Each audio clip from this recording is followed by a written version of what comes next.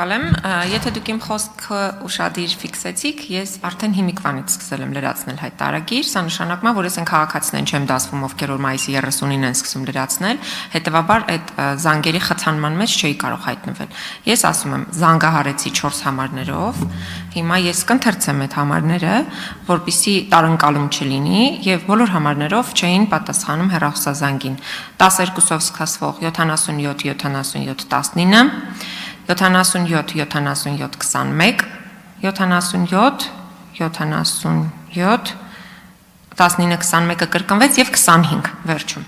Հիմա այս բոլոր հեռախոսահամարներով ես զանգահարեցի,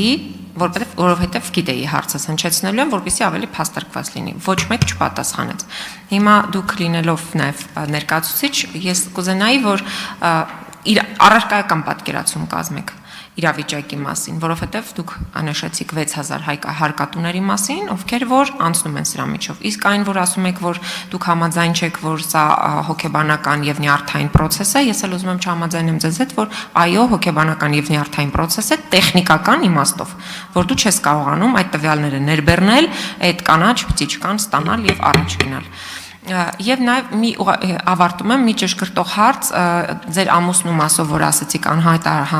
հանդիսանում եք ամուսին հայտարարատու անց կխնդրեմ ասեք ում մասին է խոսքը որպեսզի մենք նաև իմանանք շահերի բախման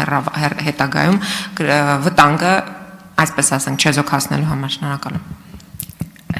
Շնորհակալություն, ես արձագանքեմ հանձնաժողով հասնելուն պես, անկախ ելքից, ես կփորձեմ հետամուտնել ձեր բարձրացված հարցին այնքանով, որ հասկանամ, թե ձեր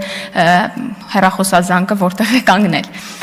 Ամուսնուս հետ կապված հարցին պատասխանեմ, որ ամուսինս շուրջ 20 տարի աշխատում է քննչական եւ դատախազության համակարգում եւ վերջին պաշտոնը այս պահին դատախազությունում վարչության պետի տեղակալի պաշտոնն է զբաղեցնում։